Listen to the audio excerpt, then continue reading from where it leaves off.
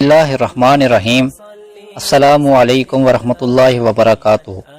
नाज़रीन कराम, आज की वीडियो में हम तहज्जुद की नमाज के बारे में जानेंगे कि तहज्जुद की नमाज का मुकम्मल और आसान तरीका क्या है। आगे बढ़ने से पहले आप तमाम दोस्तों से गुजारिश है कि अगर मेरे चैनल को सब्सक्राइब नहीं किया तो इसे सब्सक्राइब कर दें और घंटी के निशान को दबा दें ताकि हर नए आने वाली वीडियो का नोटिफिकेशन आपको मिलता रहे।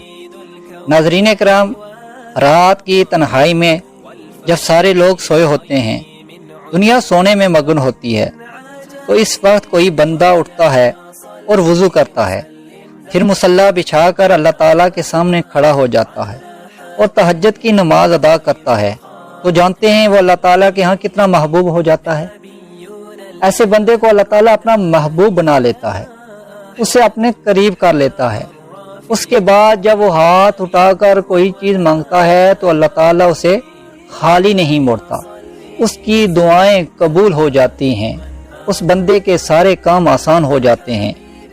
नाज़रीन किराम, अल्लाह तबारक व तआला को जो फ़र्ज नमाजों के बाद सबसे ज़्यादा पसंदीदा नमाज है वो तहज्जुद की नमाज।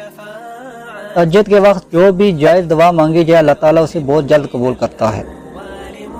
तहज्जुद की नमाज का तरीका बड़ा आसान है। सबसे पहले हम तहज्जुद के वक्त के बारे में जान लेते हैं।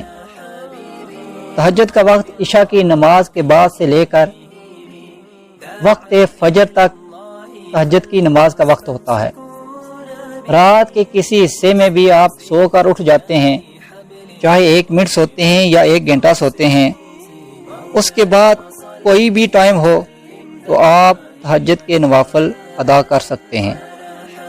लेकिन सबसे अफजल वक्त तहज्जुद का फजर की अजान से पहले का होता है।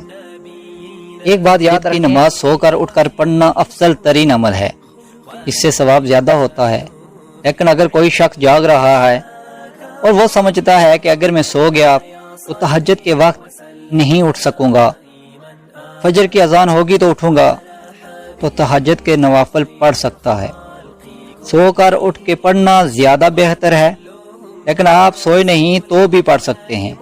रात को अगर आप शब बेदारी में हैं, जाग रहे हैं, इबादत कर रहे हैं, आप सोए नहीं तो भी तहज्जुद के नवाफिल पढ़ सकते हैं। लेकिन बेहतर तरीन अमल यह है कि आप सोकर उठकर पढ़ें। अब बात करते हैं तहज्जुद की नमाज की कितनी रखते हैं। तहज्जुद नफल नमाज है, आप इसकी 2 रकत, 4 रकत, 6 रकत जितनी भी आसानी के साथ पढ़ सकें पढ़ सकते हैं।